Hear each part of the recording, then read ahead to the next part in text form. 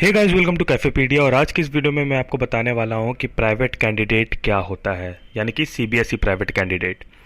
CBSE private candidate जो होते हैं वो दो रीजंस से बनते हैं। जो सबसे पहला रीज़न है वो ये है कि अगर आप फेल कर जाते हैं तब आप बनते हैं, या फिर अगर आपको स्कूल अटेंड नहीं करना तब आप बनते हैं। अब मैं आपको इसकी पूरी प्रोसीड्यूर बताने वाला हूँ, हर कुछ बताने वाला हूँ कि क्या कैसे वर्क करता है।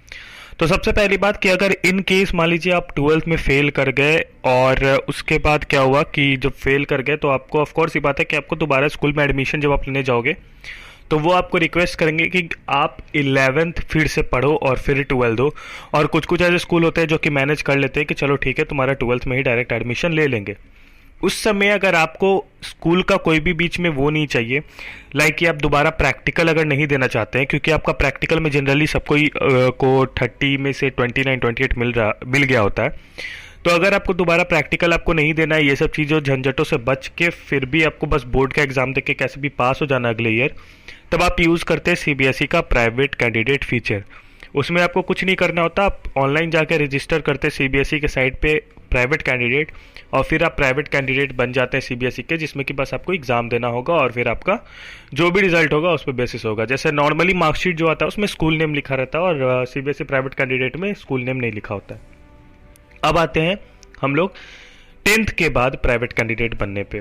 तो बहुत ऐसे बच्चे होते हैं जो कि 9th के बाद ही प्राइवेट कैंडिडेट बन जाते हैं और 10th में जो है वो लोग स्कूल अटेंड नहीं करते हैं। 10th में वो लोग जो है बोर्ड्स प्राइवेट कैंडिडेट बन के देते हैं। प्राइवेट कैंडिडेट का बेसिकली एक ही सिंपल और बेसिक फंडा है कि आप जो है आपके बीच में स्कूल का कोई इंटरेक्शन नहीं होने वाला, आप डायरेक्ट सीबीएसई से आपका इंटरेक्शन हो रहा है, बीच में कोई स्कूल नहीं, कोई प्रिंसिपल नहीं, कोई कुछ नहीं, और आप सीधा सीधा क्या कर रहे हैं, आप सीधा सीधा जाके एग्जाम को देना है। आपको बस आपको एग्जाम देना, फाइनल एग्जाम, और कोई एग्जाम, और आपको कुछ भी नहीं देने की जरूरत है, ठीक है। और लेकिन in the case of 12th आपको 12 अगर आप 11th 12th में सीबीएसई प्राइवेट कैंडिडेट बन रहे हैं तो उसमें क्या है कि आप जब 12th में एग्जाम आपका आएगा बोर्ड्स एग्जाम, तो उससे पहले आपको प्रैक्टिकल के लिए बुलाया जाएगा, क्योंकि 12th का प्रैक्टिकल सबसे ज़्यादा ज़रूरी होता है। तो 12th के प्रैक्टिकल के लिए आपको वहाँ पर बुलाया जाएगा। एक सेंटर होता है प्राइवेट कैंडिडेट का अलग प्रैक्टिकल के लिए, या फिर आपको किसी स्कूल के साथ करके आपको बुलाया जाता है। वहाँ पर आपकी प्रैक्टिकल की एग्ज़ाम होती है। उसके बाद आपका प्रैक्टिकल के बाद क्या होता है कि आप नॉर्मली बोर्ड्स एग्जाम जो होता है वो देते हैं, ठीक है। सेंटर आपका भी होता है, सब कुछ आपका भी होता है, और आप जाके अपना एग्जाम देते हैं। तो सीबीएसई प्राइवेट कैंडिडेट इस बेसिकली क्या है, सीबीएसई प्राइवेट कैंडिडेट कुछ नहीं है, बस यही है कि बीच में स्कूल नहीं होता, अब स्कूल का इंटरेक्शन नहीं होता है। अब यहाँ पर बहुत लोगों का ये होगा कि सर नॉन अटेंडिंग और प्राइवेट कैंडिडेट ये दोनों में क्या फ़र्क है। तो नॉन अटेंडिंग क्या होता है कि स्कूल आपका नॉन अटेंडिंग करवाता है, जो कि एक तरह का इलीगल चीज़ भी है लेकिन फिर भी हो रहा है। और स्कूल नॉन अटेंडिंग करवाता है, आपको प्रैक्टिकल के पूरे मार्क्स दे देता है और आपको फीस उतनी ही चार्ज करता है जितना आपका स्कूल में नॉर्मली ट्यूशन फीस लगता है।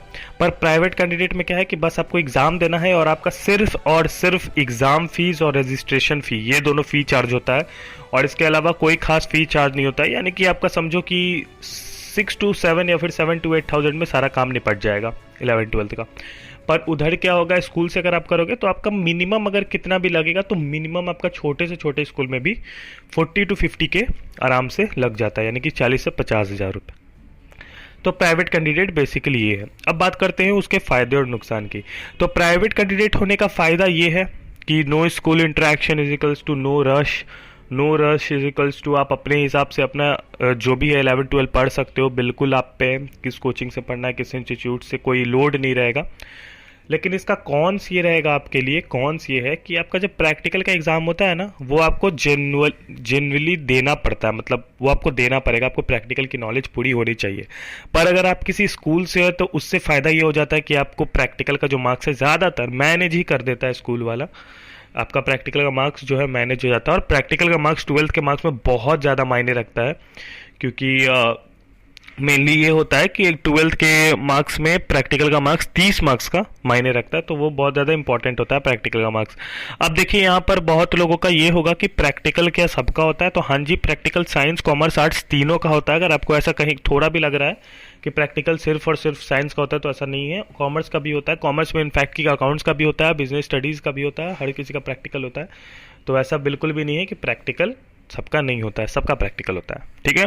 तो वही है आपका प्राइवेट कैंडिडेट फीचर, जिसको कि अगर आपको प्राइवेट कैंडिडेट बनना है तो आपको सीबीएसई के साइट पे जाके वहाँ पर आपको लेफ्ट में एक टॉगल मिलता है, वहाँ से आप जाके इसको रजिस्टर कर सकते हैं, तो वो बिल्कुल आप पे है, आपको अगर करना है तो आप ज़रूर करिए, क्यों नहीं करिएगा। तो ऑफ कोर्स वो चीज़ है जो एक फ़ीचर है जिसका आप फ़ायदा उठा सकते हैं, लाभ उठा सकते हैं, अगर आप उतने अच्छे बैकग्राउंड से बिलोंग नहीं करते और आपको कम पैसे खर्च करके भी सीबीएसई से पढ़ाई करनी है। तो यही था आपका नॉलेज। अगर आपको ये वीडियो अच्छी लगी होगी तो प्लीज़ इसे लाइक कर दीजिएगा, आपका मन है तो, नहीं मन है तो नहीं करिए लाइक, कोई दिक्कत नहीं है। और फिर मिलते हैं हम लोग किसी अगली वीडियो में, पर कुछ समय बाद, because I am taking a break from YouTube. हाँ तो ठीक है, चलिए बाय, ख्याल रखिएगा, टेक केयर, पीस।